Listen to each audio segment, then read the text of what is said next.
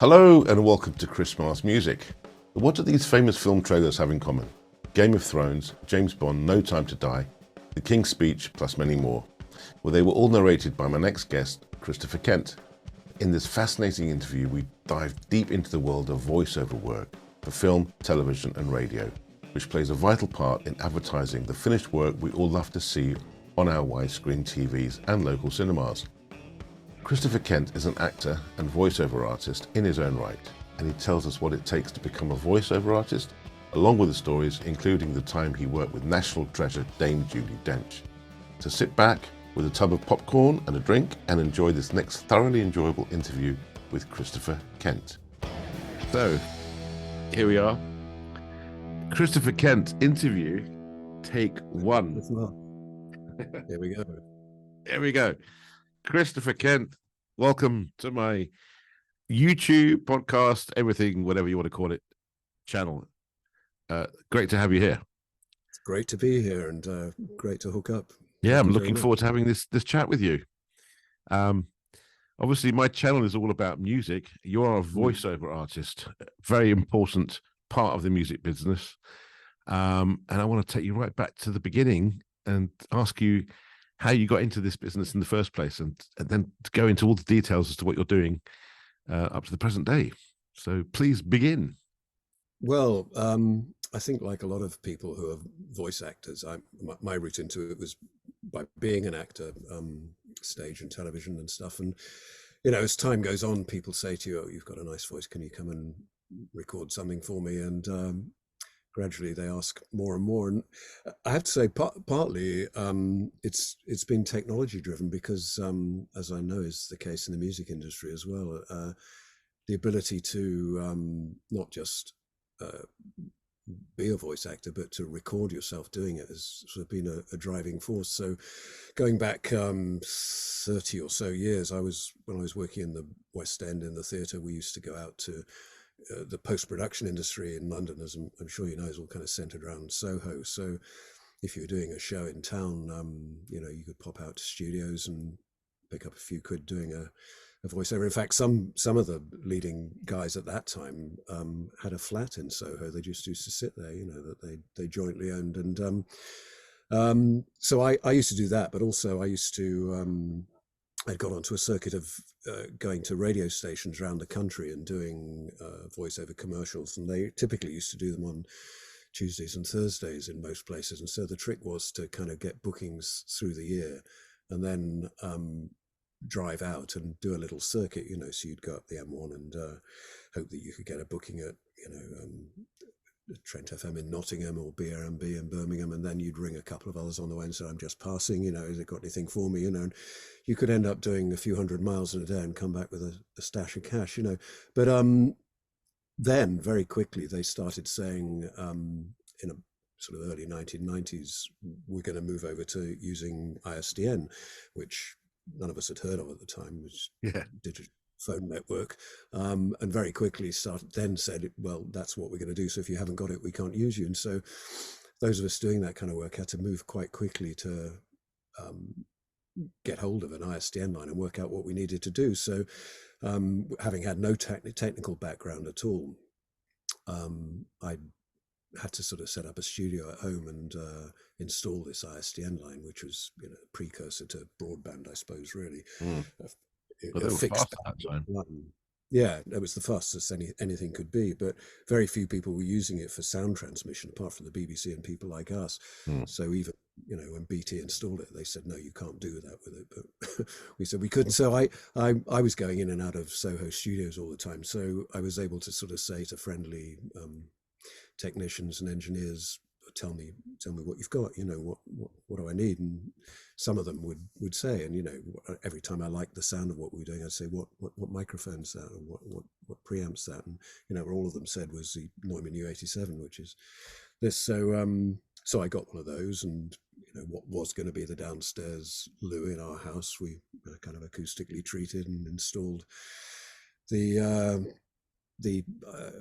ISDN equipment, which, you know, so then it was about a sort of 10 or 15 grand spend to do that. And at that time, it was just because there were only 30 of us doing it. It was like sort of turning a tap on. We used to call it fax and dial. You had a fax machine, and they'd ring you up and say, initially when it started, are you around tomorrow? And then it would be, are you around this afternoon? And then it was, are you around now? Mm. And they'd fax a script through, or sometimes a bunch of scripts through, and you'd record them, and they'd record it at their end. They'd record it at their end with you speaking down the line. We didn't have any thought of recording ourselves at that point.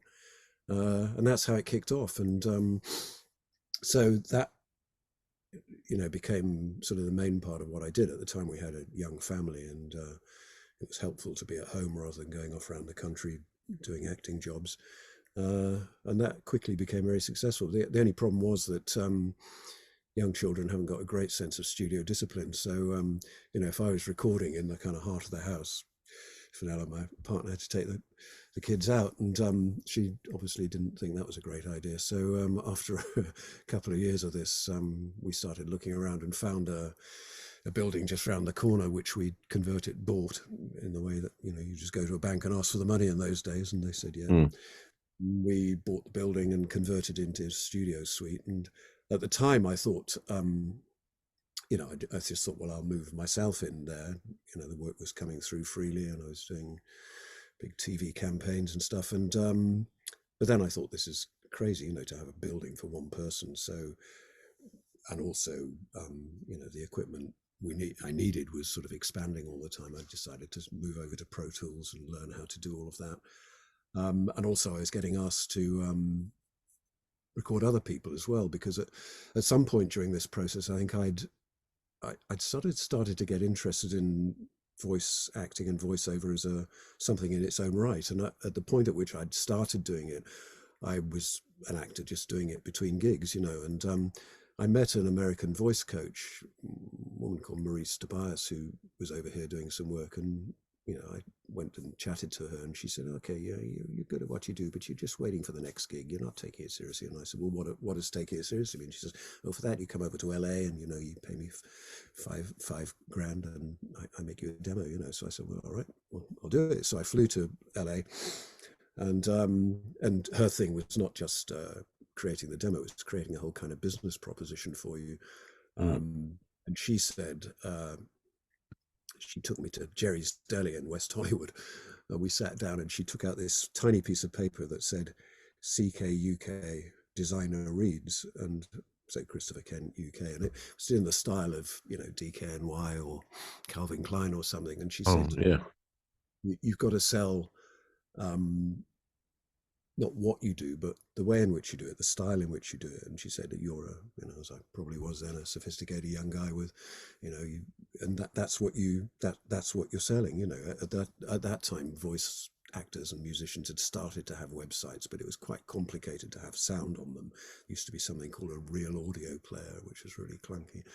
But most of them had a picture of a microphone and someone sitting there, And she said, that just tells someone what you do. It doesn't tell them how you do it. So I created a sort of whole identity, which was based around designer qualities. It was CK UK spoken words, is what we said.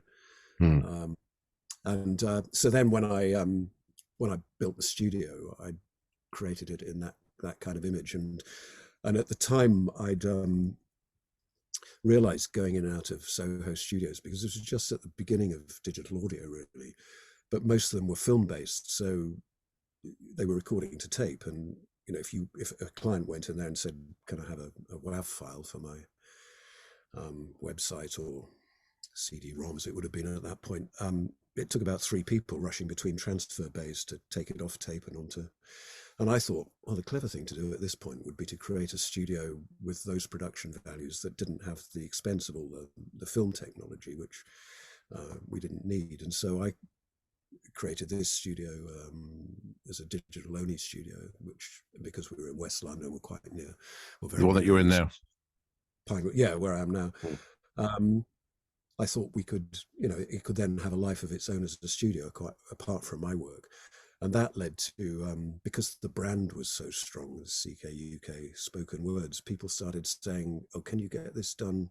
Not just can you record it, but can you get it done in 5 languages? And because of where we were and various connections I had, I thought, well, yeah, I can do that actually. So then the company became about sort of project managing big audio things. So, if I was doing a job for Volvo, who was one of my regular clients there, they'd say, oh, we need this doing in 10 languages. And I'd say, well, I can do it, because in London, there was the World Service, and there were lots of actors, very international community, people passing through, people at Pinewood. And so that became sort of for 10 years, really, a really big part of the work.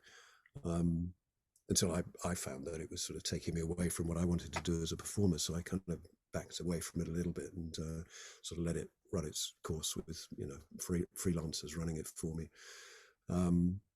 But the sort of the taking voice acting seriously was, that was the sort of real message I took from my coaching with Maurice Tobias, was to say, actually, this is an art form in its own right. And it spans many fields. I mean, people think that it's a lucrative business to be in, and it can be at times, but at the high end, you get television commercials. When I started doing it, there were only four or five TV channels in this country. So if you got and two of those were the BBC, so they didn't carry commercials. So if you got a commercial and it went on one of those, the royalties from it could be fantastic. I mean, I remember chatting to Ray Brooks, a very celebrated actor at the time, who was one of the biggest guys in voiceovers, and he said to me, Chris, I got a check for 30 grand the other day, and I didn't know what it was for. But he said it won't last. It won't. And of course it didn't, because there was a big sort of equity strike around that time, when the advertising agencies started to try and claw back, and then with the proliferation of channels and outlets, and now, apart from the however many television channels there are, there's online advertising. The advertisers want to sort of target much more specifically, so it's much more fragmented. But by the same token, it's not just advertising. There's also games audio. There's e-learning. There are all kinds of ways in which you can sell your voice to people. And really, it's a question of just trying to sort of focus on the things that you think you can contribute most to, and which can get the best the best return for you. So as in in music as well, I mean, there's certain kind of things where they just want any voice, and there are certain things where they want your voice, and that's the art is to try and sort of make sure that you have such a profile that people will want you on their thing. And for me, as time's gone on, it's really been sort of film marketing and advertising, so movie trailers and advertising, because I realized early on that once I got into my 30s and 40s, my voice is big and deep and mature, and probably when I was 14 or 15 I probably sounded 25 or 30, so I never had a young voice. But advertising constantly wants to appeal to a younger demographic. So, now the people being advertised at are 20 to 30, 25 to 40. And whereas I think when I started out, the notion of voiceover in advertising was a very sort of patrician thing. It was someone who talked to you and advised you, But, I mean, some people say it was the advent of Bill Clinton that changed that. Suddenly the president, most powerful man in the world, wasn't your dad, he was your wicked older brother, who played rock guitar. And that changed advertising in some way, because instead of it being a powerful person talking down to you, it was your mate down the pub who was talking in your ear, and so that changed the kind of voices, and that continues. Now the thing people ask for most is real people, conversational people. Talk to me like you're my best friend, and that's great. And that is a part of the work. But if you've got a voice like mine, you're not always going to be the right person for it. And so I then started to look around and think, what else is there? And I started to think about movie trailers, and it struck me at the time that the big movie trailer sound was sort of characterized by one man really, called Don LaFontaine, who was the guy who went, in a world, in a time that land forgot. Yeah. He was all in Hollywood, really. He drove around in a stretch limo, was driven around in a stretch limo, and turned up, and anyone else who was doing it was kind of doing it in Don's image, really. And I was listening to this thinking, well, it's interesting, but when it comes to British movies, so you'd get you'd be watching the television and you see trailers for, Hollywood blockbusters with Don's voice on them, and then you'd see something for a Jane Austen movie that had been made, and it still had Don's voice on it. Like in a world, there was a woman, and I thought, God, there must be a better way of doing that. So, because I had some contacts in the US, I went over, I think about 2009, and just pounded up and down Madison Avenue where the agents are. I had a few leads and talked to them and said, I think, this is what I could do. I could create a British sound for trailers,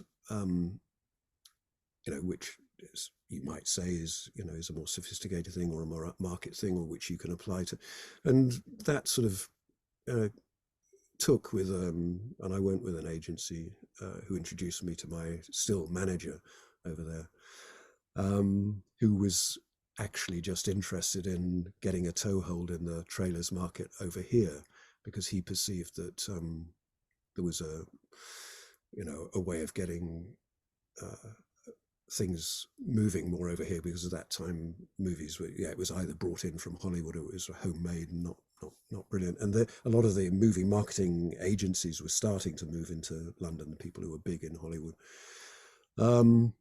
And so, and I think the first campaign we did together was The King's Speech, which, although nobody knew at the time, because they didn't know how to market it, they didn't know, it was about two guys in a room, and they didn't know whether it was a comedy or a drama or what it was. And I did all kinds of cuts with them, different styles of making it quirky, making it funny, and then they went for this kind of epic thing.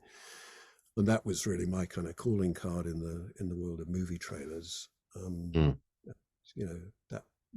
That's become quite a large part of what I do. But it's a highly competitive world, and there are many people who want to do it, and you have to audition for everything, even when it's something you've done before. So you can never really step back. It's a hard.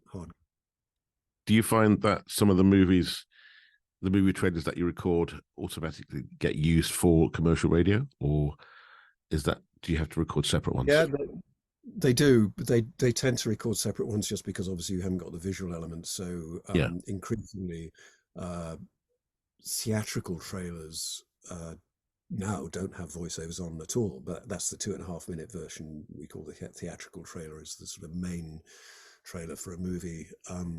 They used to have voiceover on, but now increasingly not. So the television campaign will have voiceover on, but it might only have a tag. It might just say, I'm working on a movie at the moment called One Voice, which is a new Tony Hopkins movie. The TVs, I think, have just got the tag, just the title.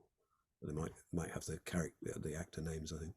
But on the radio spots, there's obviously a lot more spoken copy, because you have to explain what's happening. There'll be bits of sync from from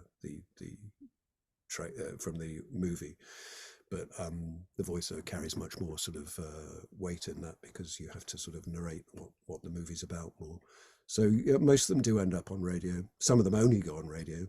Some of them start life with an American voice and then get sort of localized over here with someone like me.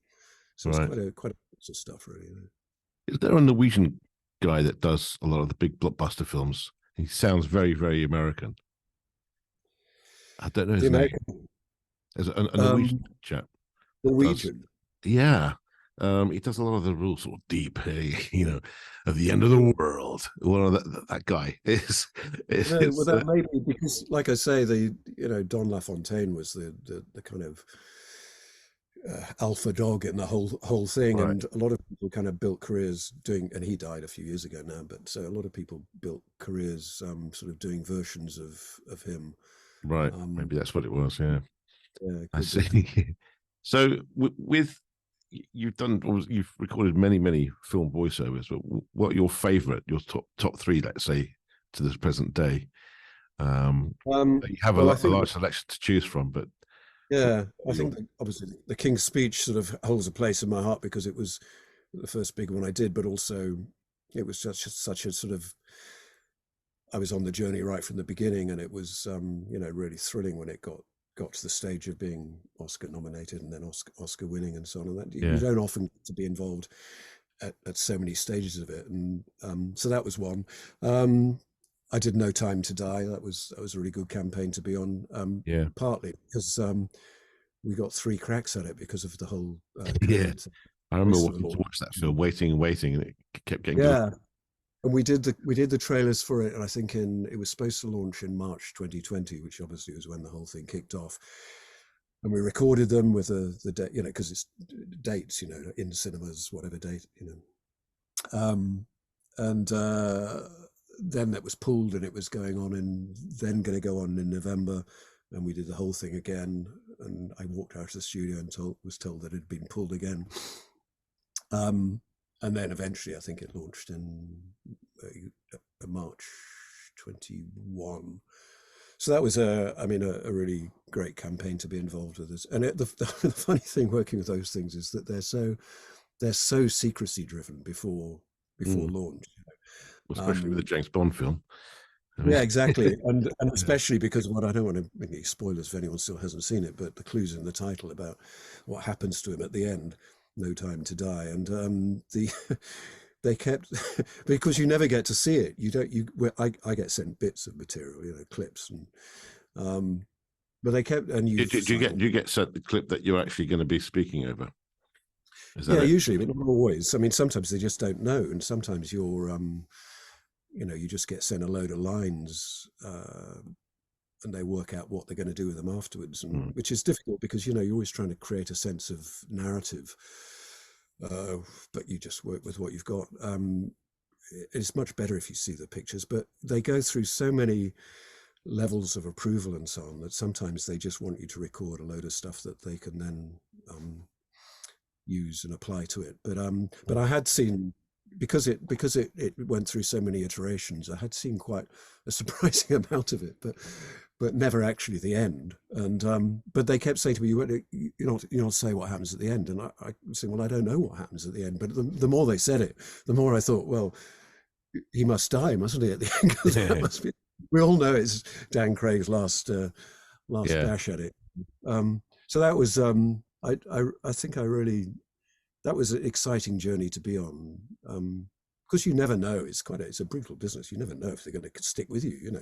They might have come back, might have gone with a different advertising agency. That happens as well. You'll be working on a project and suddenly it's a different agency.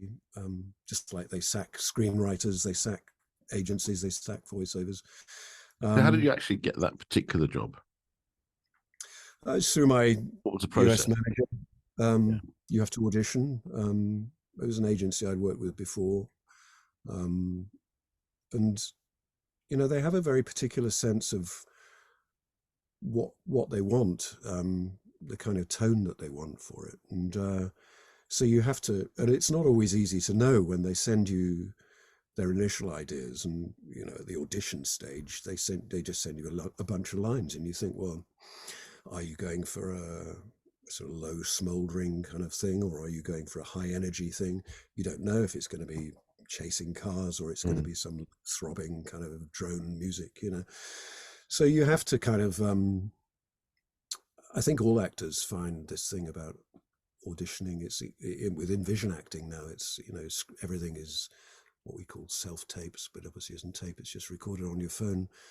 And it's very difficult because you've got to make a judgment about what you think they might want, and this sort of second guessing, you can end up going down a rabbit hole. You do it once and then you do it again, and then you think, oh, maybe this, maybe that. So now I have a kind of rigorous rule with myself about it, that I do it 3 times, and I'll tell them what I'm doing. So I'll say, this is Chris and I'm reading for No Time to Die, so the first read I'm going to give you a strong direct read, and then I'm going to give you a second read where I'm going to go a little bit lower in the mix and sort of see how that works, and then the third one I'll up the energy or whatever, so they know that you're sort of following a process when you do it. But it's difficult, sometimes. I mean, at the most extreme level, I usually when they send these casting requests through, even though you've done it a million times before, you're still just in the mix with everyone else, and they'll send a reference of something else they like, that they've heard, something that they wanted in the same style. And this happened to me the other week. They came through from my US manager saying, "Can you get this back by the end of the day? I think you're really good for this, but they want to hear a whole bunch of auditions." And I said, "Okay," and I started looking at it, and then they sent a second email and said, "Oh, and by the way, this is the audio reference. This is a YouTube clip of this is the guy they want it to sound like," and it was me. It was one of my spots. So I said, "Well, then that's easy, isn't it? They want me." And he said, "No, no, no, no. It's got to be auditioned. It's got to be auditioned." So I duly did an audition and didn't get the job, which just shows how You crazy sound the like world yourself. is. And when you think that sometimes those things, oh well, they've gone in a different direction with it. But then I did hear it, and I thought it just sounded like someone trying to do an imitation of me. So it just shows there's no guarantees. However far on with it you are, you just got to keep sort of ploughing the furrow and keep throwing your hat in the ring, as it were. Right. I was going to ask you about your acting. When did you actually start acting? Well, I did drama and English at university, Exeter University, Right. and then I had a place to go to drama school to do a postgrad, but I just got offered work straight away, and so I just did the work. And a couple of years in, I thought, "Oh, should I go back to training?" But by then, I was kind of doing it, and I did a lot of touring early in my career, and then I did rep theatre, which doesn't exist so much now. But every town had a theatre which had a theatre company, and you'd get hired for usually 2 or 3 plays because it's cheaper for them to have people rehearsing and playing at the same time.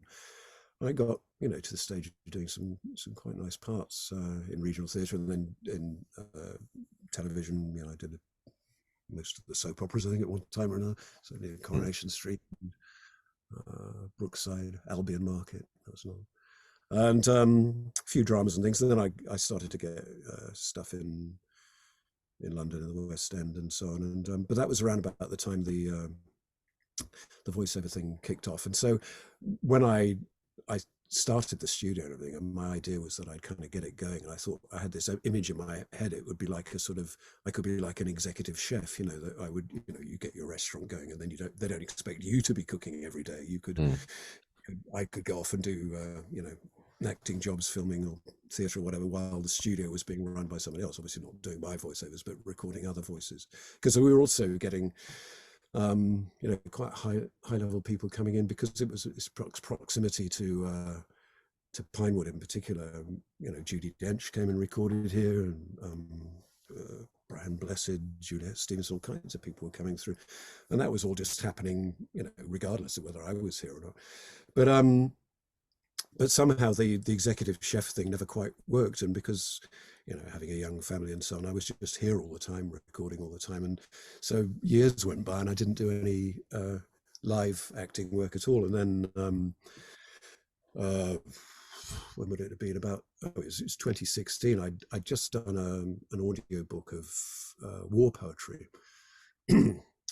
First World War mostly, but other stuff. And somebody said to me, "Would you do a live recital of it?" Because it was 2016, the centenary of the Battle of the Somme and everything.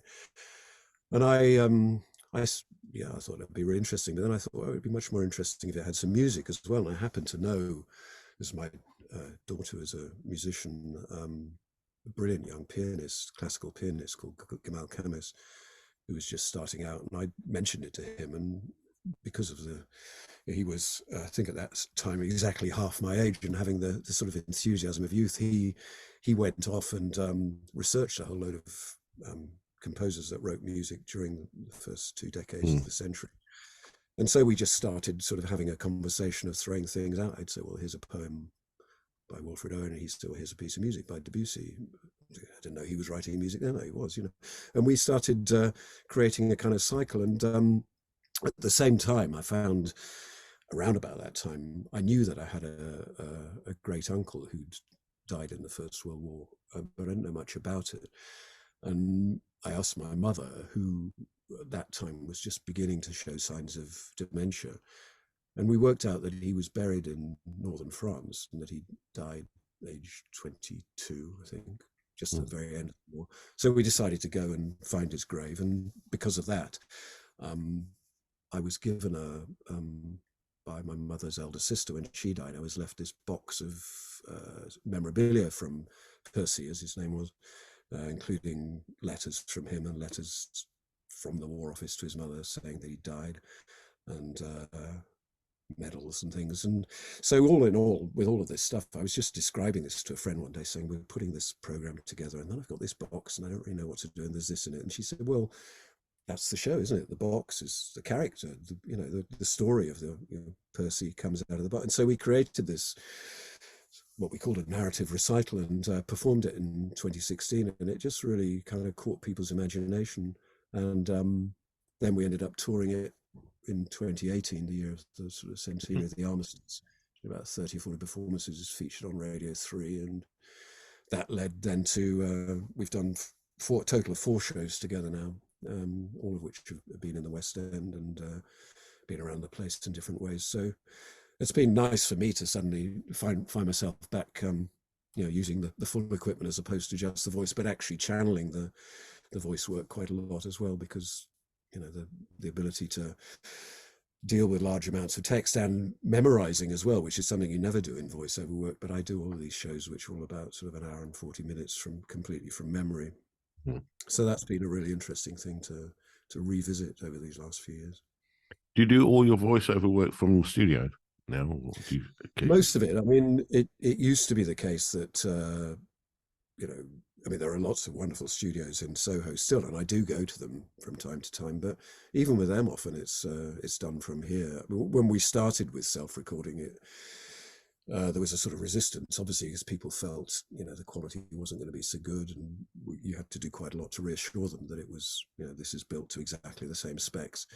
But then when in the lockdown in COVID, every actor in the land had no other means of making a living, so would set up kind of little self-record options. So it's now become much more accepted that that's the way it'll be done. And certainly with my American work, it's amazing how little involvement they want in it, really. Very often, sometimes you have them on the line, sometimes they just send you it and you send it back to them. So most of my days I'm here in my own studio, and it's very, very rare to see anyone else apart from someone like you on the screen. Well, for people who don't know much about it, can you take us through your recording process and what equipment you're using? So if somebody says to you, you need to do a voiceover today, for example, what mics would you use? I know you mentioned the Neumann over there, but what is your ideal setup that you use at the moment? Yeah, so when I set this studio up, because I knew that it had to be sort of dual function, because I self-record, but I also record other people. So through the window is a traditional sort of control room with a mixing desk and so on. In here, I have this Neumann U87, which I think has always been the best voice for vocal. Fantastic microphone, yeah. Singing as well, wouldn't you? I also have a Sennheiser shotgun mic, which I haven't got in here at the moment, but sometimes particularly in trailer work, when they want a really punchy sound, that can sometimes be the thing they want. It's much more directional, and I actually use it when sometimes I try to avoid it for years, but sometimes they need you when you're not here, and I have a traveling recording kit as well, and I've set it up in hotel rooms in various parts of the world. I think it's most familiar to most voice actors, the kind of what we call the kind of duvet studio, the pillow fort. You find absorbent materials and shut yourself in there. And actually the shotgun mic's much better there because it's more directional. It doesn't pick up what's going around it. So this mic goes into a Focusrite preamp, which is what gives it a really full, sweet sound. And then I record into Pro Tools. So that's my workflow. And in most cases, we just get sent a script. Sometimes if we're doing a live session, typically now over Zoom or something like that, you'll have pictures as well. I think that's actually a James, I don't know if you can see that. Oh yeah. That is actually a still from No Time to Die I was looking at earlier. So you'll have that in front of you. You'll have the director or the producer down the line to you, telling you what they want, directing your read. Those are I think the ideal circumstances, because you're then, you have a collaboration with a producer, but very often there's nobody there. You're just sent the script and you record it and send it back to them.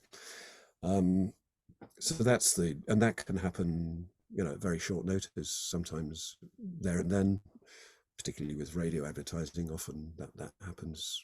They want it there and then. Some of the bigger agency jobs, they know further in advance, but certainly with film marketing, you've got to be absolutely on tenterhooks the opening weekend of a movie, because if it's successful, they want to make a bunch of adverts on the Monday that go on air Monday afternoon or evening. And if you're not available then, it doesn't matter how associated you are with a project, they get someone else. And what format of file do you send to them? I always record WAV. At one time it used to be AIFF, but WAV seems to be universal now. Yeah. And because of bandwidth now, there was a time when you'd send people MP3s because they were easier to email and so on. But with FTP sites, typically we transfer. So I'll record WAV, usually 48 kilohertz, 24-bit, but we could go a lot higher than that, obviously. But it's really, by and large, that's what people want. That's the film sound. So I'll upload WAV files. Sometimes they want them edited. Sometimes they want them timed to the pictures. So if I'm doing a narration, often I do quite a lot of medical narration because I'm good at saying long words. Typically, I'll record that to picture, sometimes with a guide track that they've sent, and then I'll send them a WAV file that's synced to the picture, so they can just slide it in, and then that will be edited and all the breaths taken out and everything, and I'll do that, and so they get a sort of finished article. Right. Are you working on anything at the moment? Yeah, I've just done some perfume commercials for a brand called Club de Nuit, Intense Man. Very aromatic. I haven't smelt it. I've seen the packaging. And this movie called One Life, which is actually a really moving picture about which is Anthony Hopkins with Johnny Flynn playing his younger self, which is about Nick Winton, who was the guy who organized the kinder transports to evacuate Jewish children from Germany in the 1930s, and then famously was brought onto This Is Your Life, and all the children, now grown up, were in the audience, and very moving moment which they capture in the film. And Anthony Hopkins is always privileged to be involved with anything that he's doing. I don't know how old he is now, 86 or something, but still turning out, still giving these wonderful performances. So that was a really nice project to be involved as well. A couple of Apple TV series as well. There's one called The Enfield Poltergeist, and also no, that's on Paramount, I think. The Great, which is a great series. I've done a few promos and stuff for that, that's been a really nice project to work on as well. Do you do many audiobooks? The audiobook market has really exploded in the last few years. Interestingly, the audiobook market had a kind of natural. It's always been strong, but it's suddenly hit this growth period with Audible. But it had when it was cassettes, that was very good for audiobooks because you could stop them at a certain point. When CDs became prevalent, that wasn't so good because you couldn't stop a CD at a certain point, But then with downloads and Audible and so on, it's become a big thing. I don't do a huge number. It just takes a long time. I've done, I think I did 2 or 3 last year. I do them for Games Workshop, these sort of things that are associated with their fantasy world, and the fans are very hands-on about who can be certain characters, but they like me, some of them. So I do those, and they're good fun. It's hard work. Typically an audiobook's going to take you a week or 2 weeks or something, and self-record, they quite often want you to do the editing as well. Mm. So that's a whole bunch more time unless you're going to get someone to do that for you. But it is, I mean, what's good about it is, you get lost in the world, and you have to, have to be able to create the characters, and that's the preparation time is quite considerable, because you have to go through and what I used to do when it was in print was color code the characters so that you could work out which one is speaking at any given moment, and you have to look ahead and you have to plan ahead, because otherwise you'll find that you've given Bert a kind of Cockney accent, it talks like that, and then you've given someone else a voice that's too similar, a timbre, and they Mm. end up talking and you can't tell who's who. Um, so you have to do quite a lot of preparation, and it's enjoyable to do. But the trouble is, it does tie you down for a long time. And the day my next movie trailer comes in, if I'm midway through a 500-page novel, it's not so cool. I find a lot of the audiobooks that I listen to, I think that almost all of them are narrated by the author. Yeah, that's quite often the case, and obviously that's Is that that's is that a trend? Would you say, or has it been like that Um, for I think it longer? depends on the book, because obviously if it's a sort of factual or self-help book, or particular to that author, like, I mean, um, Mel Gedroych is a great mate who comes in here, and she's done her own. She's about to do a second novel, but obviously she's going to read her own because she's an actor as well. Mm. Um, but that's not always the case, and obviously it depends what what the year of, if it's a historical novel, if it's a Charles Dickens or someone, then he's not available to read it, so that's more likely to be Yeah. available for someone else to do. It's yeah, it does vary quite a lot. I mean, I think there's a lot to be said for an author doing their own stuff, but on the other hand, they're not, actors have different skills. It's a bit like poetry. It's interesting to hear a poet read their own work, but it's different when an actor does it, because you kind of you have a different association with the language. You tend to be Yeah. more Absolutely. analytical about breaking it down. And I think there's yes, it's a lot to be said for both approaches. But yeah, Mm. I'd say get an actor, because I'm one. Well, you mentioned our national treasure, Judy Dench. Perhaps you'd like to tell Mm. us a little bit about your interaction with her. That'd be quite interesting. I mean, the thing is about I've always been a fan Judy of is, Judy Dench. yeah, people always say she's the nicest person, and you think, yeah, but really, and actually she is, Yeah. and also filthy as yeah, anybody. I mean, she came here to do. It was when she was doing. Was it Skyfall, the film in which her character was killed in Yeah, James I think so. Bond? So she was doing that at the time, and it had all been a sort of cloak and dagger operation. I'd been called to say, would the studio be available on a Monday evening or something, and it was quite a high profile person who was coming to do the recording, and I said yes, but they didn't say who it was, and then um, they then said, and what sort of catering can you offer? And it's a very unusual question for voiceovers, because I mean most sessions take an hour, if that. So you don't really reckon to provide a kind of three-course meal or anything, maybe a cup of Mm. coffee or herbal tea. But anyway, so well, we can lay something on, tell us what you want, and so we did. And anyway, the point was that it was Judy Dench, and she was at Pinewood doing Skyfall, and it's the end of a long day, and she was, the age she was then, I think 70, late 70s anyway, and she was going to come, and it was to do some voiceovers for some adverts for a New Zealand bank with New Zealand, which is why the time difference, why we had to do it in the evening. I don't know what kind of budget they had, but anyway, so it was all set up that she would come. So we got we got the whole food thing sorted out, sandwiches and one thing and another, something.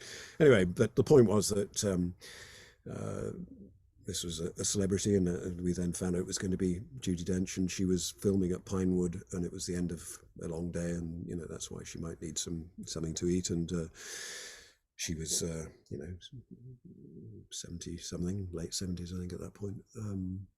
So we duly got everything ready, and she was going to record these voiceovers for a some commercials, a series of commercials for a bank in New Zealand, and that's where they were calling in from. So that's why we had to do it at a strange time of day, 11-hour time difference. And anyway, so we got everything ready, and I was just sitting in the office upstairs, looking out of the window, and I saw two people walking down the road, one who looked tiny and elderly, and one who was much younger. And I thought, my God, that's Judi Dench.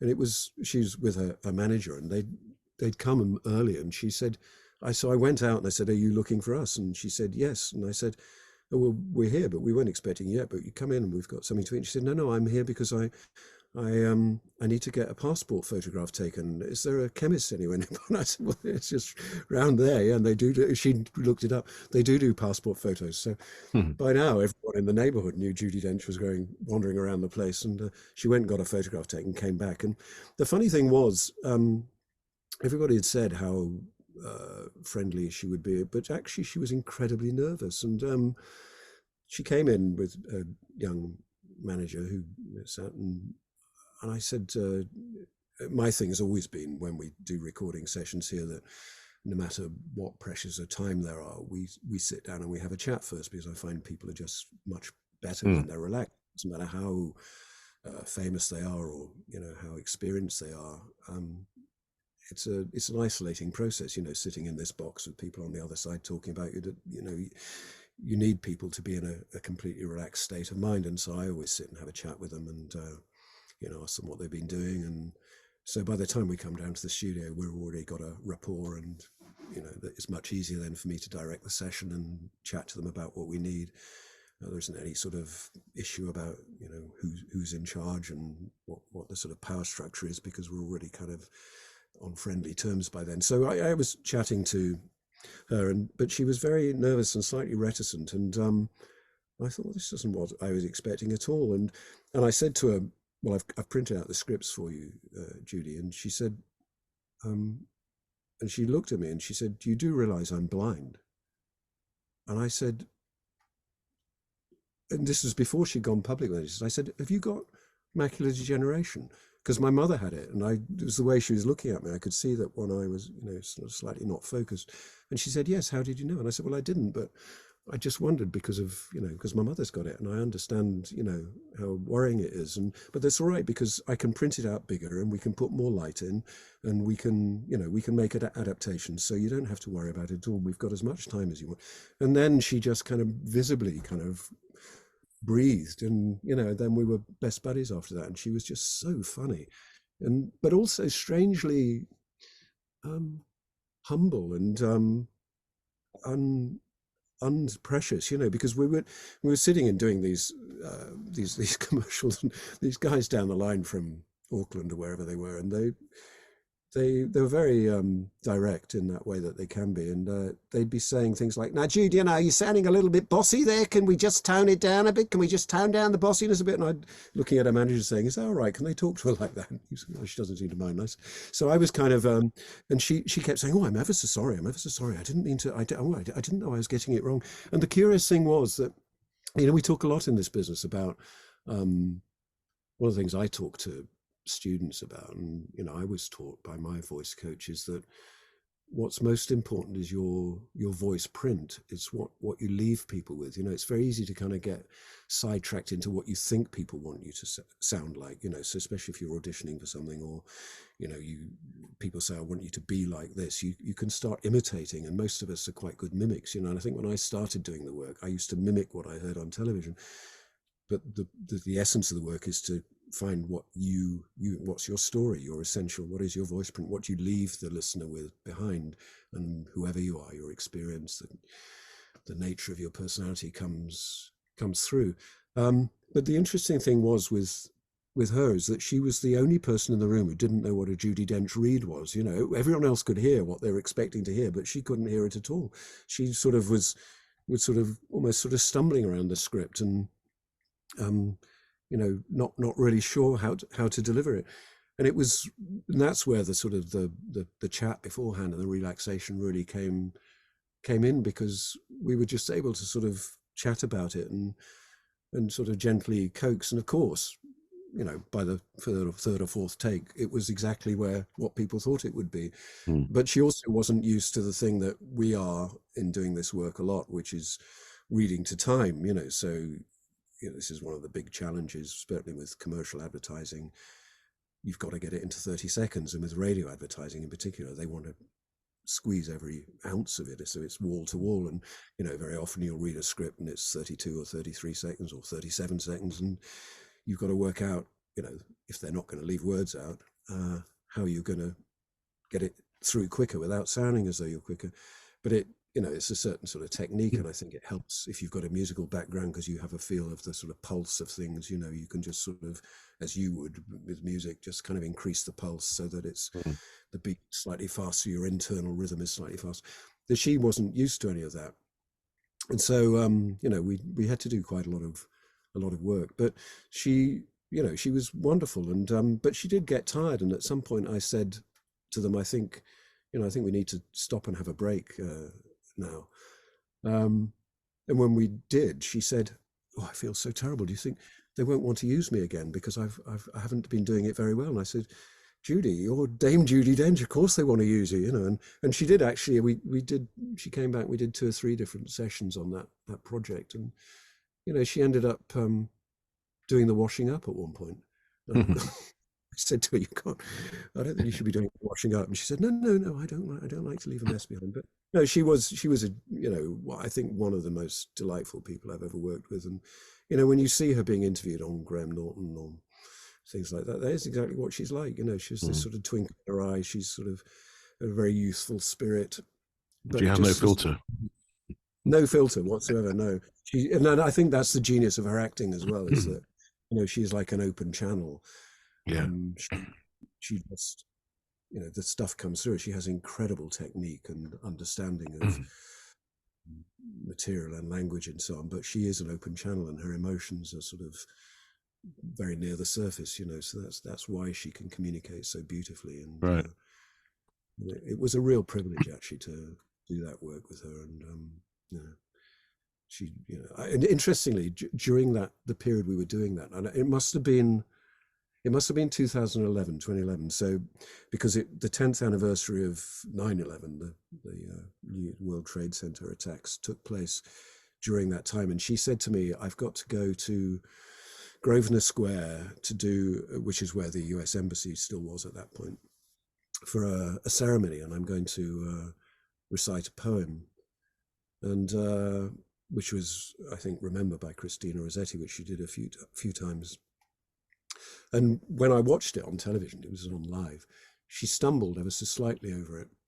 She looked down and stumbled very, very slightly. And when she came in the next time, I said to her, "Oh, it was so beautiful what you did there, and it must have been really high pressure." And she said, "Yes, but I'm so cross with myself," because she said, "I know that poem off by heart, but because I was so nervous, I looked down at the page, and because of my stupid eyes, the line jumped, and I stumbled."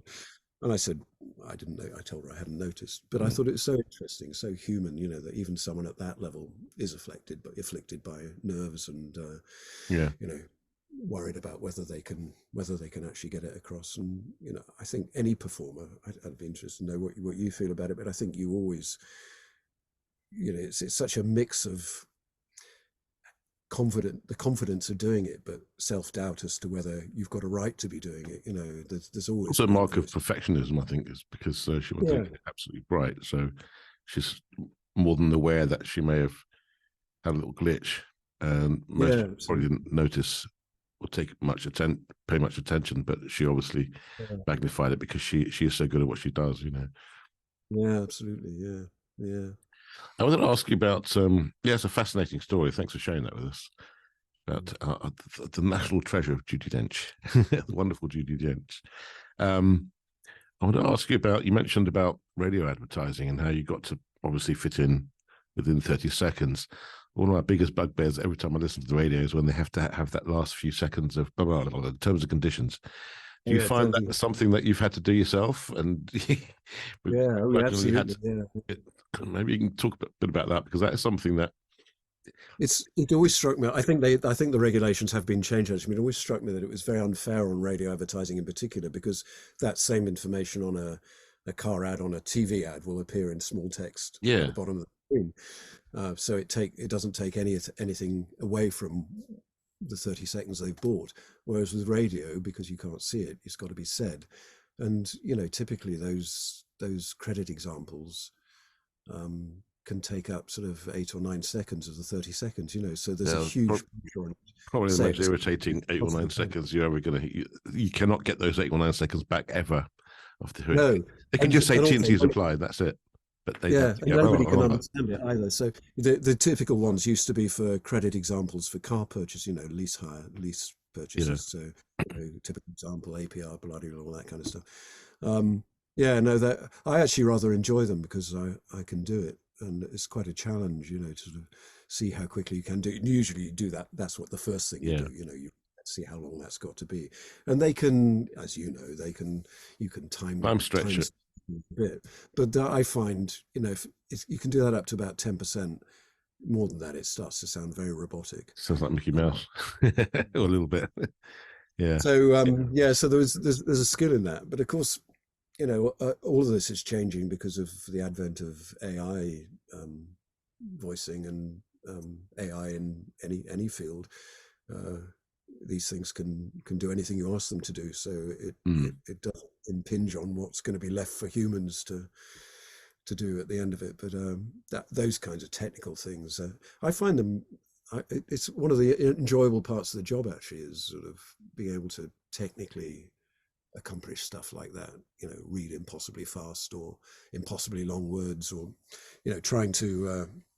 Your job is always to make it sound as though it's coming from within you. That the knowledge is yours, and that's part of the skill. But we are completely limited by what's on the page, and when sometimes with these medical things, we've got a medical advisor in the studio, and they say, "Oh, when you mentioned about the ventricular valve, could you just throw in a bit about the such and such as well?" And you go, "Not unless you write it down, because I'm not making it up." I'm kind of, but I suppose that's means you're doing it. If you sound like you know what you're talking about, that's the aim of the game, really. But yeah. Very interesting. Do you find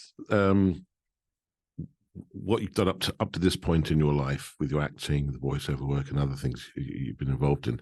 Do you have many other ambitions, other dreams that you wish to fulfill in the coming months and years?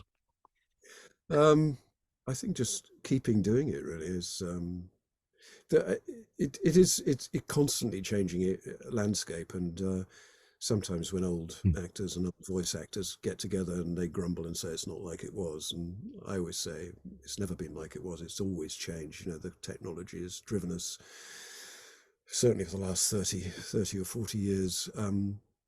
It is changing again now because of, as everybody in every field is finding AI, artificial intelligence is an incredible technology, but it can replace humans in a lot of places, and it can replace what we do. I mean, there's now technology which can, not just model someone's voice and reproduce it in given circumstances, but it can change it into someone else's voice. It can make it sound female. It can make it sound, it can change it into a different language. You can change, a human appearance to someone else's appearance and make them appear to be saying something different. It's mind-blowing technology, but it does mean that, we have to be very careful with our work. And I know it affects musicians a lot as well. And because in order for that technology to work, it's effectively kind of scraped all your past work in order to be able to recreate something. And there are huge sort of ethical and contractual issues involved. But aside from that, we have to live with it. We have to learn how we're going to work around it or with it. So that, I think, for the remainder of my career is something I'm going to have to think about quite a lot. What is it that I offer as an actor and as a voice actor that the technology can't? And at the low budget end of stuff, there's no comparison. It's so cheap to do this kind of stuff, to create music, to create art, to create photography, to create voice recordings artificially. So I think what we as artists have to do is really kind of focus on what we have as human beings, as human organisms that a piece of software doesn't have. And I think engagement with language and with our emotions, of telling stories, which is what I do as an actor and as a voice actor, and certainly in my live stage work, it's all about storytelling, and it's about, it goes back in the end to the origins of human communication, where you have a community of people and they're sitting around a fire, and one of them is the storyteller who tells tales about the ancestors, who tells things that bring people together, that unify their experience. That's really what the job of an actor, a voice actor is. Whether we're in a theatre or in a film set or in a recording studio, we're telling stories. And I think that's the thing I cling on to most when I think about the technological challenges we have. The AI module doesn't have that shared knowledge. It can imitate it, but it Yeah, I doesn't. mean, It I, doesn't. I find as a musician, I'm not threatened by it at all, because I don't think anyone's going to pay to see a computer perform songs for a couple of hours on the stage. It's not really going to happen. It might happen for something, an extra special type of event, perhaps, but purely to demonstrate that it can be done. But you're always going to have musicians performing live, and I think I'm quietly optimistic that the same, I hope I'm right, is also going to happen with people like yourself doing voiceovers, voice acting. I don't think you can really replace it. It'll come close to it, the same way a computer can create musical notes and put them in a certain random order and call it music. Yes, AI is frighteningly good at taking a part of someone's voice and then recreating a whole speech using that person's voice. I've heard it, I'm sure you have too, and it's frighteningly realistic, but it's still a computer and it's not the real thing. And I think the human brain is so well developed that it will be able to tell the difference between a real acting, whether it be audible or physical. Physical being that obviously you've got the deep fake physical side of AI as well. But I personally don't think it's going to be that. That's just my opinion. I don't think it's going to be that much of a threat. I hope it isn't. I hope it is not going to be that much of a threat. But ironically, I think live performance is probably more protected, because for exactly the reason you say. Nobody wants to sit and watch an artificial intelligence being in the flesh. In recorded media, it's. I do think there's a difference.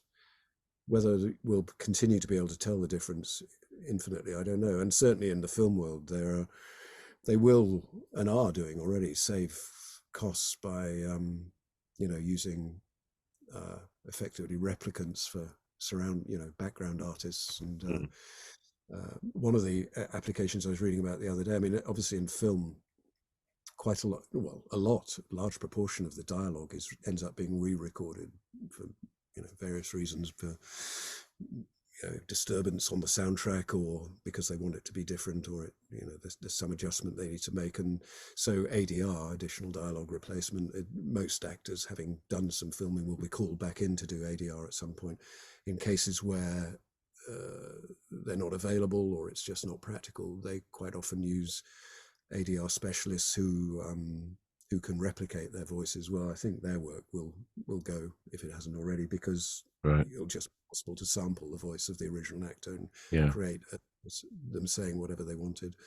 There's just the strike in Hollywood, the AFTRA SAG strike, which has just been resolved. That's one of the things it was about, and they have got some kind of guarantees. But this interesting, for instance, one of the things that was under discussion was whether it's acceptable to create an AI rendition of an actor physically in vision. And one of the protections they ended up getting was that if you can recognize any part of a person, they have a right. They have they own their image. But that's all right up to a point. If you or I appear on screen and I can say, well, that's my face.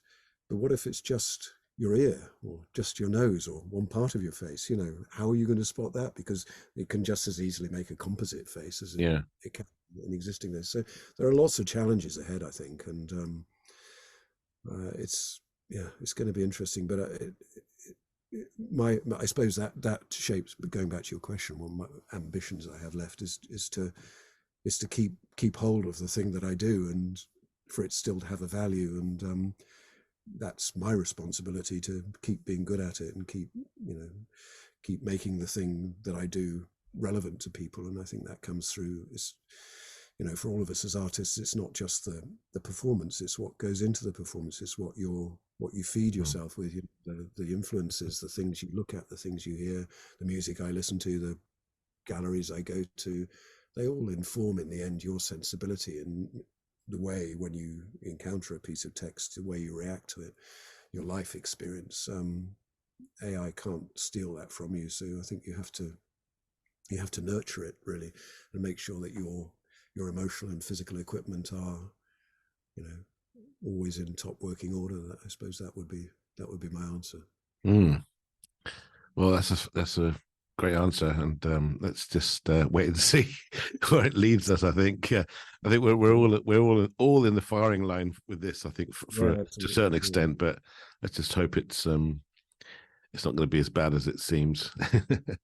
Yeah, I hope so. That's the ever-changing world we live in. I mean, technology is always great to work with when it comes to obviously look at our mutual recording techniques as a voice actor, a musician.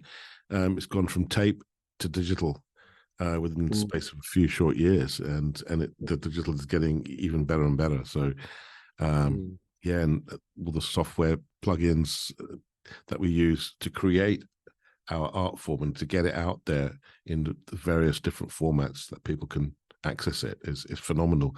Just go back 20, 30 years and we wouldn't be halfway near as to where we are now. It's Well, quite it is really how it's 30 years, evolved. isn't it?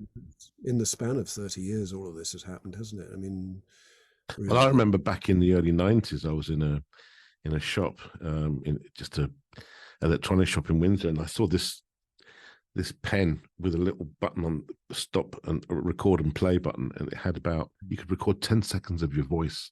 It was like a note taking. I thought, wow, amazing! You can record your voice by pushing of a button.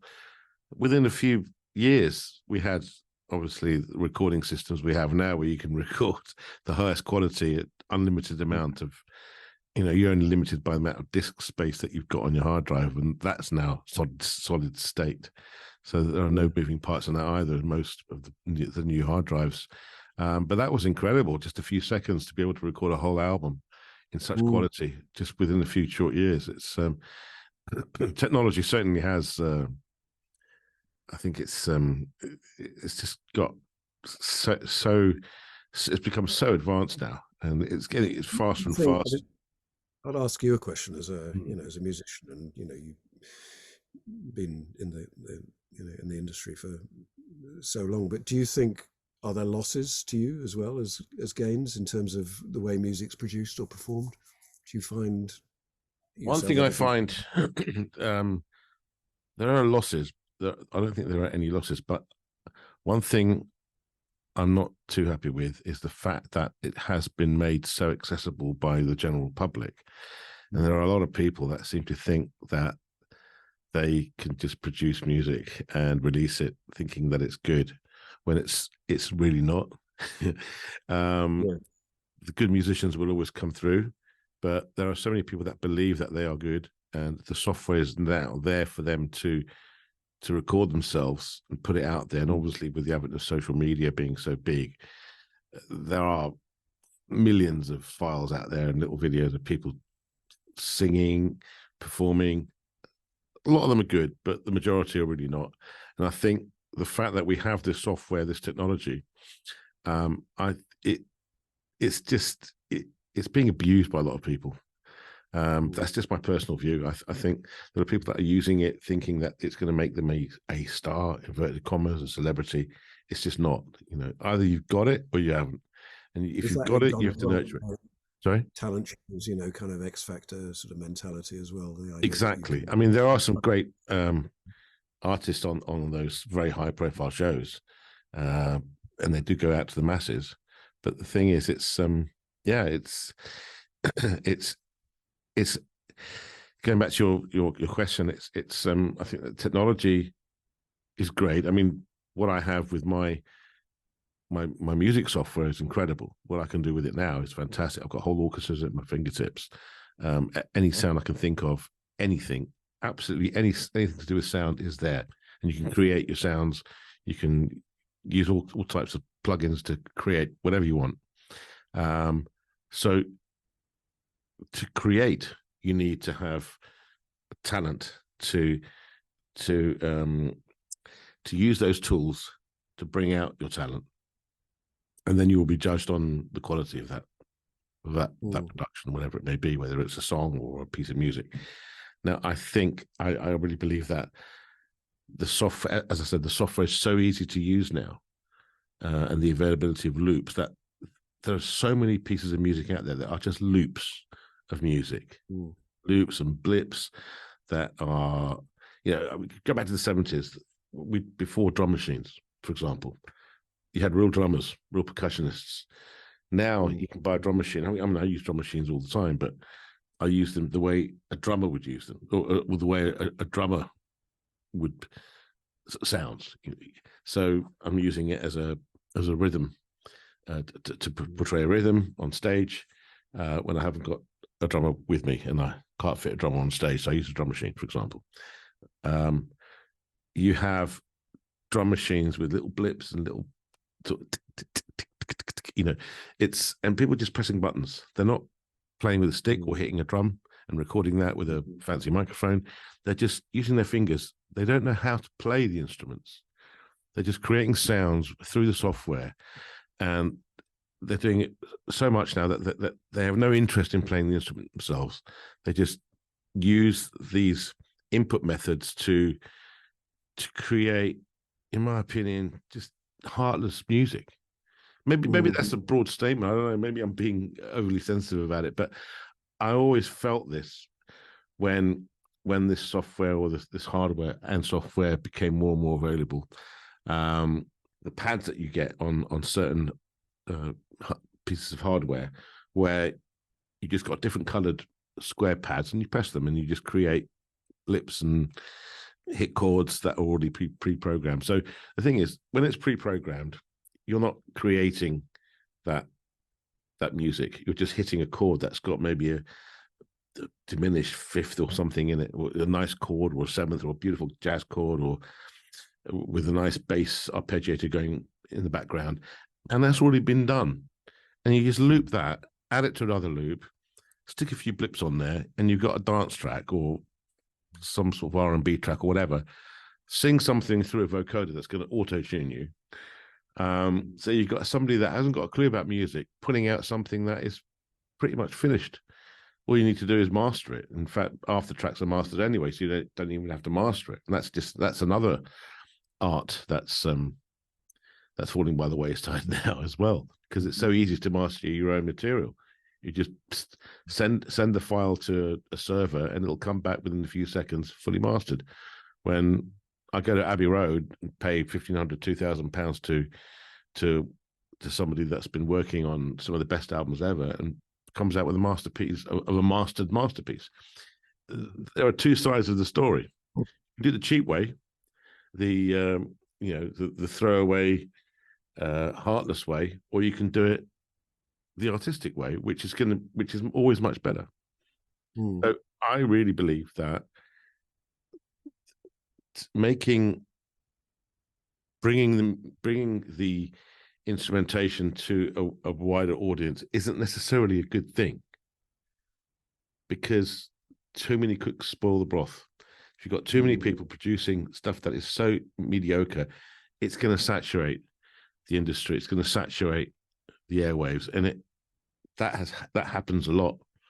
But on the flip side, the cream will always rise to the top.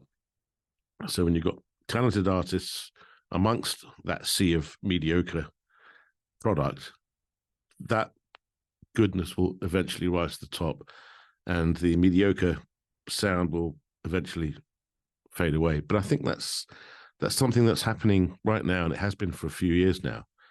Um, Mm. and I've always felt strongly about that. I just feel that if you're going to get into the music business, learn to play your instrument, learn your trade, learn how to perform as a singer, as a bass player, guitarist, piano player, whatever it is, drums, the triangle, the violin, whatever it is. Learn your instrument, learn your scales, learn how to play, and then use that technology um, to to bring out the best in your playing.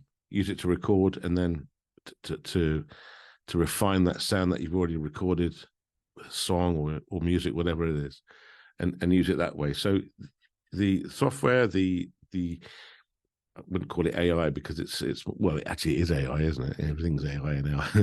It's something that your brain can't do fast enough. Just record it, let it go into the system, and learn how to create this fabulous music with the technology that we have. But to use the technology as a substitute to your, because you don't have enough talent, I think is such a wrong thing. And I've always felt really strongly about that.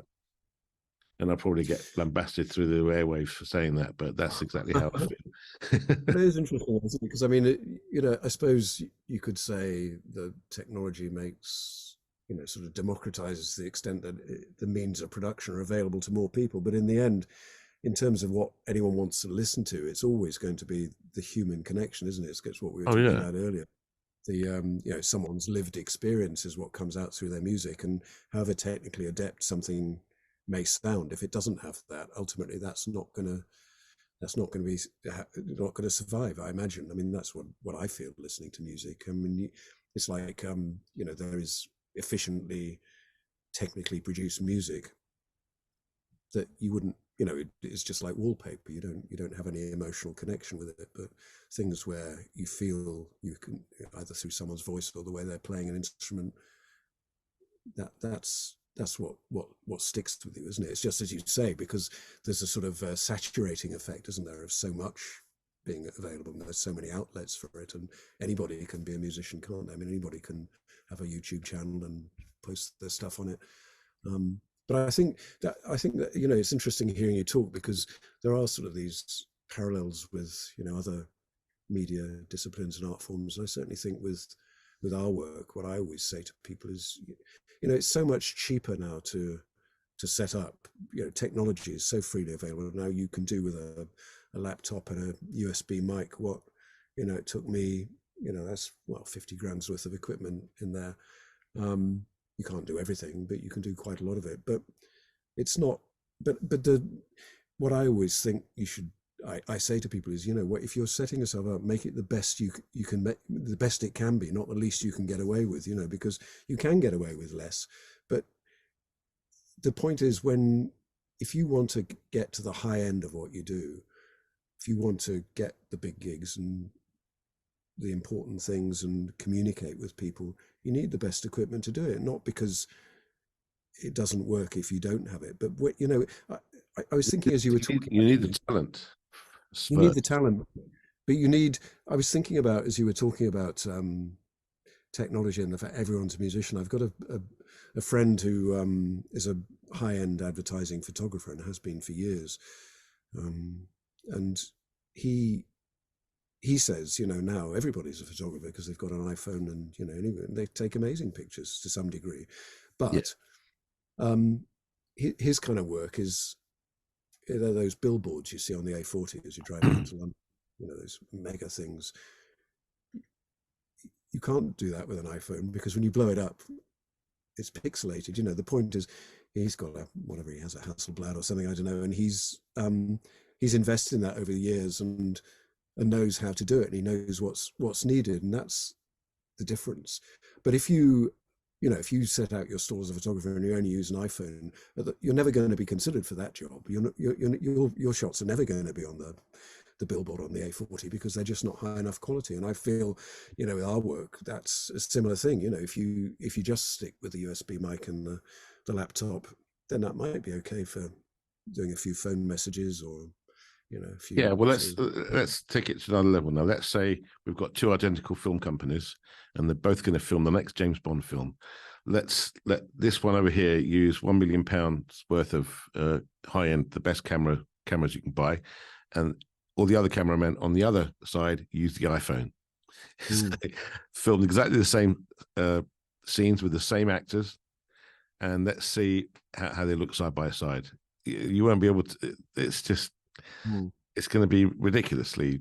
I mean, it's going to be a Yeah. chasm between them. Obviously, there's so much you can do with an iPhone. I mean, they do have incredible cameras, and you can get really, really good videos and superb. I mean, I love using the camera on the iPhone, but it's not the same. And I've got a £1,500 camera in front of me now, but it's a Sony. It's Alpha. It's really good, and it's great for shooting close up, and you could make a feature film on it if you really wanted to. But it's obviously I use it for streaming and for fast focusing and whatnot. But going back to the music side of things, the technology side, it's you need that talent to start with.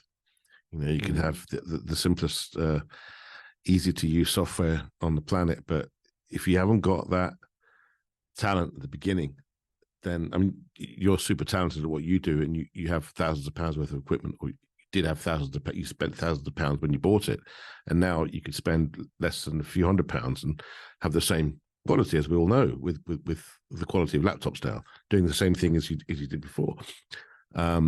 But you still have the quality of a master voice actor. So that's your experience, and that's what you're great at doing. Now I can't just walk in there and be the best voice actor on the planet when I've never done it myself. But I can record my voice and do the best I can, or record music using just buttons as opposed to piano if I didn't know how to play piano. But it's not gonna what's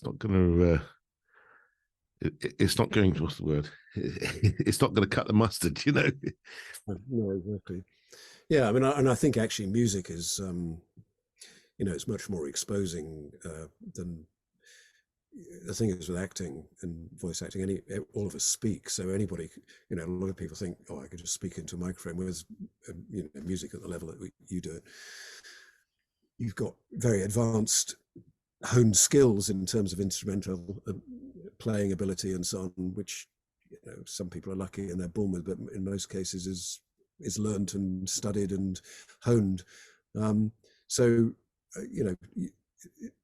to some extent, you're more protected because you've got to be able to do it in order to sort of get into it. As you were saying, there are ways of cheating in terms of technology.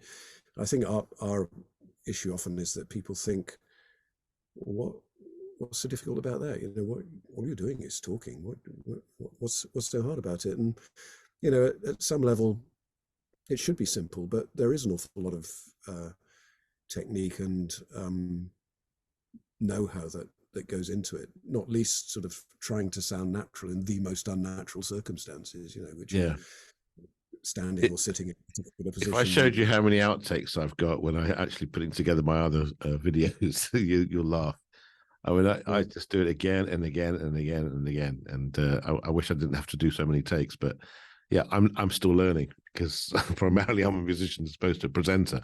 But I love talking to people like yourself and other people who I have on my channel. So I have to learn to do that kind of voiceover work myself. But it's something that it's always a learning curve for me because it's not something that I'm so used to doing. I'm used to singing in front of thousands of people or sung in front of hundreds of thousands of people, maybe millions over the years. All the gigs that I've done, so many shows, thousands and thousands of events. And that's comes second nature to me. But singing in front of people and talking in front of camera, two totally different things. They're different art forms, and they require different parts of your brain to complete the task. And it all comes from experience. Once you've got the experience, then it gets easier and easier. Yeah, and I think it's the same with technique, technical ability, and performance.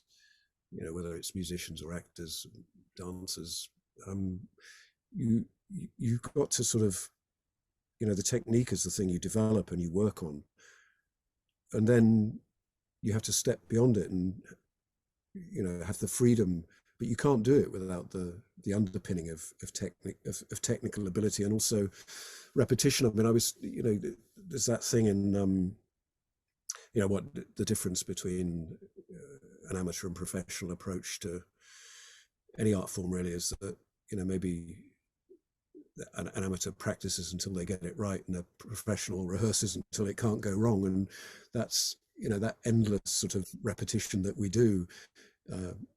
It's a surprise to people sometimes, and I think when if I'm preparing a show and I'm memorizing it, I run, and I do it in my head when I'm running, but I probably have gone through it hundreds of times before I'd ever go in front of an audience with it. But you don't want to be, limited by your technique. You don't want to be thinking, this is the moment when I use this particular technique, or I stand in a certain way or speak in a certain way. You've got to be free, but it's all underneath. There's a great quote from Matisse, who's I think my favorite artist, but I remember going a few years ago, to see in southern France, in a place called Vence, I think, was it Saint-Paul de Vence? He, late in his life, he was very ill, and he was nursed by some nuns, I think. And although he wasn't a religious man, he said, I want to do something as a gesture of thanks. And he created this chapel. It's called the Chapel de la Rosaire, I think. And it's quite small, but you can go and visit it by arrangement. And it's the most beautiful thing, because he designed it, based on where the sun would be. And he created the windows, he created the furniture, he created the vestments, and it's the most beautiful, peaceful place.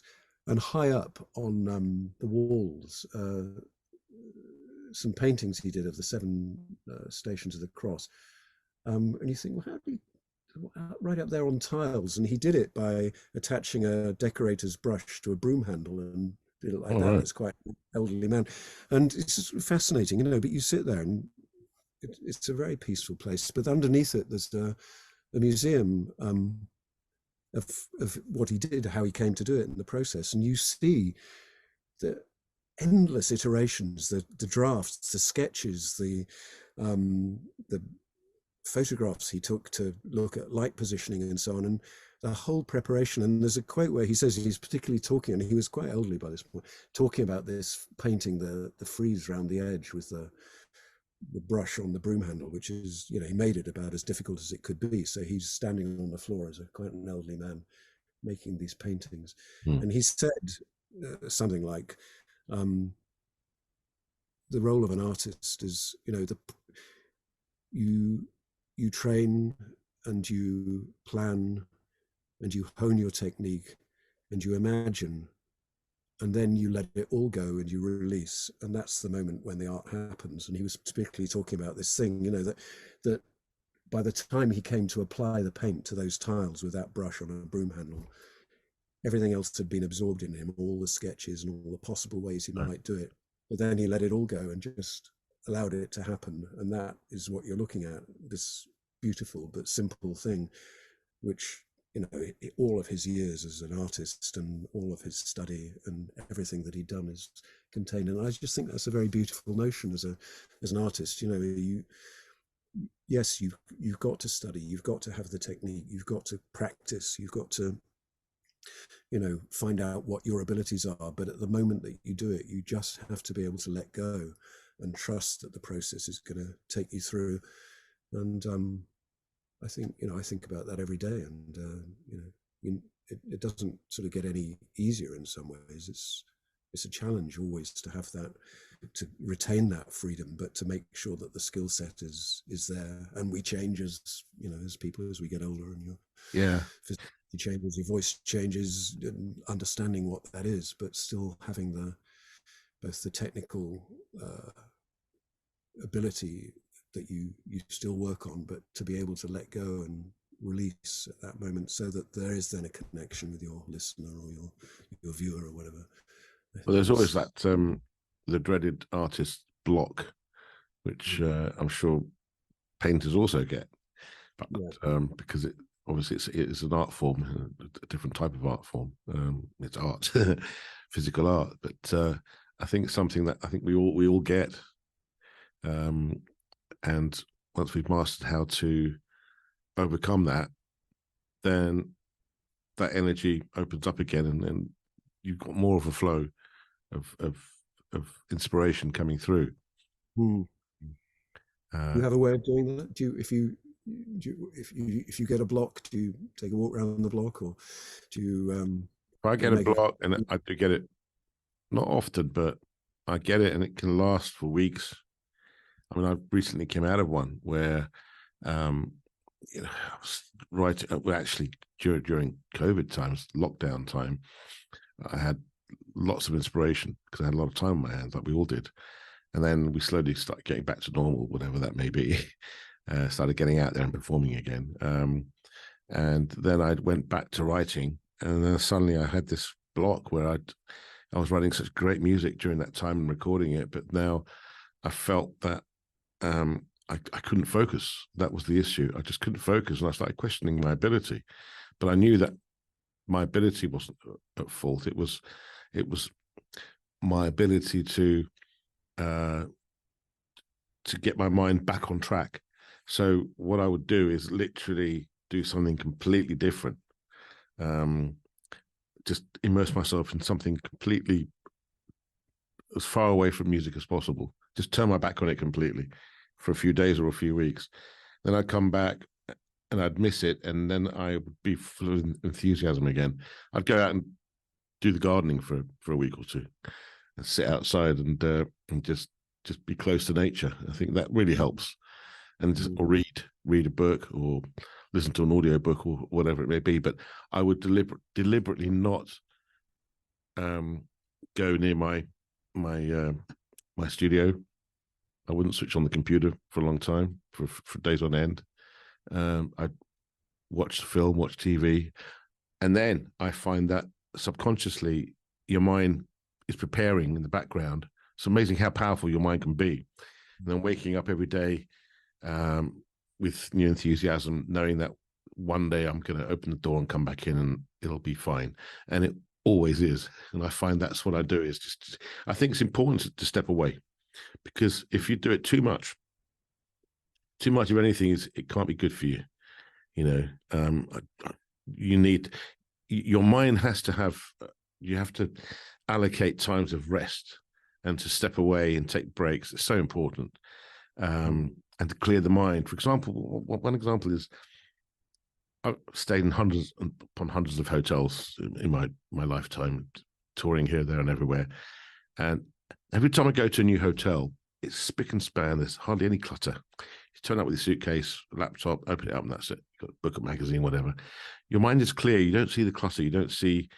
There aren't reminders of things you have to do. Oh, I've got to do this. I've got to paint that wall or whatever it may be. Oh, I've got to put these screws in the wall, or whatever it is. There's always that distraction, and it's important. That's why I actually believe clutter is one of the worst things we have. If you can clear the clutter, have a clean desk, and less clutter, your mind will be freer and easier to work and to think clearly towards whatever you want to achieve that day.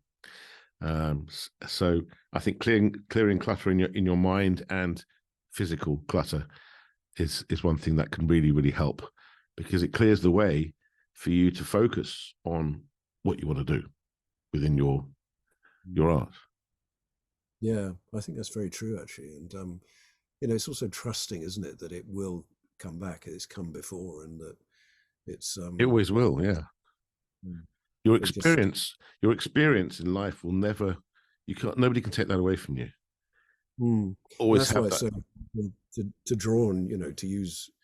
I'd say to people, what is your story? What's the thing inside you that's informing the person you are, and that comes out through your music or your voice or your acting. Even though you're, in our case, saying other people's words, you may be playing other people's music, but it can only be you. That's in the end the point. Rather than, there are million musicians, a million actors, certainly a million voice actors, but only one person can do it the way you do it, and that is the result of what's, you know, what's inside you and what your life experience is, and um, you have to allow that to come out rather than sort of constraining it in some way. And yeah, I think that that thing about creative block is, I mean, obviously it doesn't apply with when you're reading someone else's copy, but in terms of my own writing and production, I've, you know, you have that experience where you think, well, what is it I wanted to say? What is the thing? And sometimes I think you have to, as you say, getting a clear space, going for a walk. I find going for a run, you know. And also the other thing you were saying about, it strikes me as a, you know, someone who's got an athletic background as well. What trainers say to you is, you know, the growth comes in the rest period. It doesn't, you know, if you just train all the time, you just wear yourself out. The growth, when the muscles grow, is on the rest day in between. And I think, you know, it's also true for artists. Definitely, you know, you can't keep hammering away at it. Although you do have these moments where, you know, the force is with you, and you've got to kind of capture it as best you can. There's no point hammering away if you reach a dead end or a dry patch. I think you just got to, yeah, reposition yourself, and as you say, find the next empty hotel room where your mind can just sort of open up again. Mm. Very interesting comparison, I think.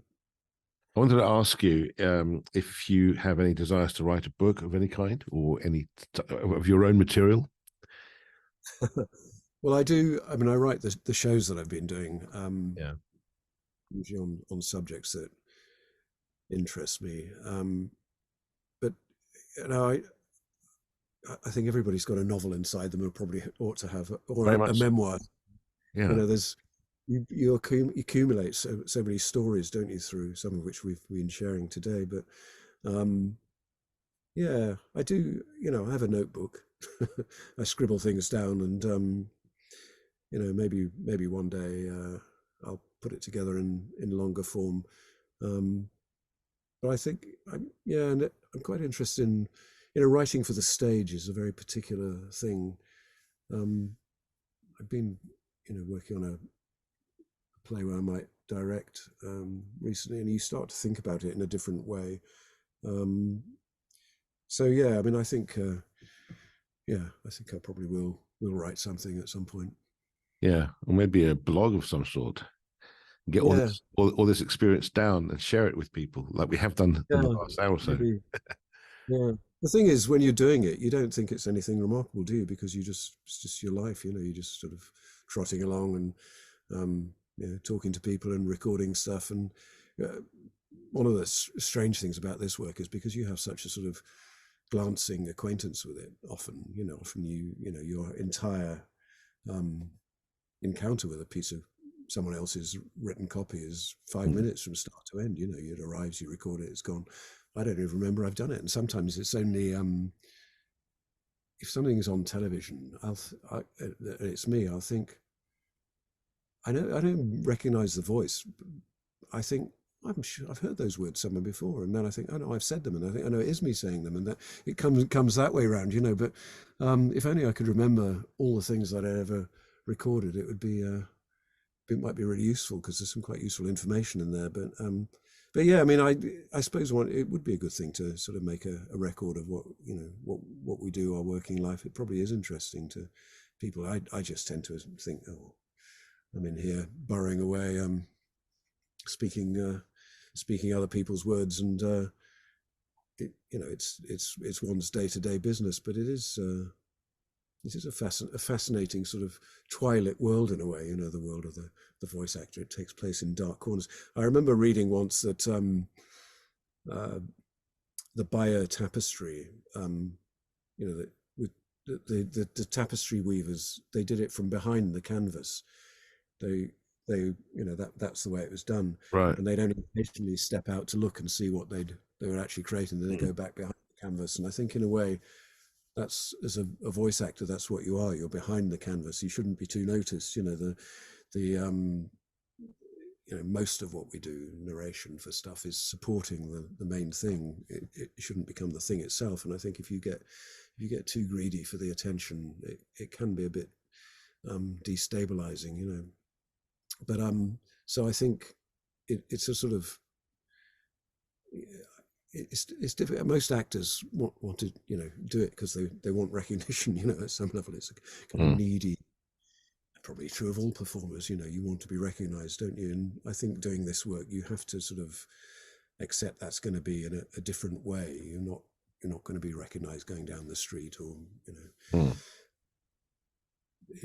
in that kind of way. You have to recognize that it's what the craft we have, the art we have, is supporting of something else. You know, it isn't a thing in its own right very often, and I think that's quite an important thing to have. But on the other hand, a lot of people are interested, and a lot of people are interested in doing it, especially since the lockdown. You know, there are whole kind of forums of people saying, how do I become a voice actor, and what do I do? And, you know, my nanny says I've got a nice voice, or I'm very good at it. Doesn't happen so much now, but people used to ring me up and say, oh, I can do a funny character. Do you want to hear my funny character? And you go, yeah. Or, you know, the pub, you know, oh, I can do it. Oh, yeah, I can do this character for you. You know, and you think, oh God, yeah. I have the equivalent of people saying to me, oh, you know, my son or daughter plays piano. Do you think you can help her get famous? So, well, you know, I've been trying my life to get famous, but it doesn't work that way. Can help you earn a living out of it, but fame is something totally different. That comes with it. Yeah, it might, if at all. You know, it depends what your definition of fame is. But it's, I think, being successful at something is earning a living from what you enjoy doing. Obviously, you clearly enjoy what you do, so you are hugely successful at what you do, and it's been fascinating talking to you. Opening that door on I wouldn't say dark world. It's not a dark world, but it's the closed world of voiceovers, which is the hidden world, is what I'm looking for. The hidden world of voiceover work. It's been a fascinating chat, and thank you ever so much for joining me today. And I really hope that people who are wanting to get into this industry, this fascinating and brilliant industry, which is populated by great people like yourself, can learn from these last this last hour or so, or however long it's been now, of our chat, and take these little nuggets that you've given out and learn from them. And good luck to everyone who wants to become a voiceover artist of some sort, and hope that you have great success in the future. I look forward to hearing or reading or listening to the audible book that you must write and get your memoirs down.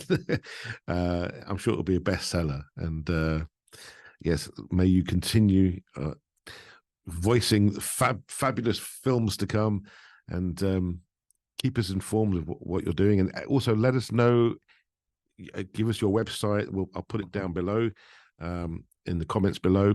It'll be in the description below. Where people can reach out to you and use you for more fantastic voiceover work. So yes, and they can see some of your work on your website, I believe too. That would be great. Do that. And Chris, thank you so much for joining me today. Thank you, Chris. And we shall. I think we should work together at some point. Let's create some audible musical book. That would be fantastic. That would be really, really good. Yeah. So on that note, I will reach out to my trusted piece of wood here. Go, Christopher Kent. Thank you so much. And our interview is now finished, sadly. But we shall meet again and speak to you very, very shortly. Thank you for being part of my YouTube channel. Yes, guys. Thank you very much.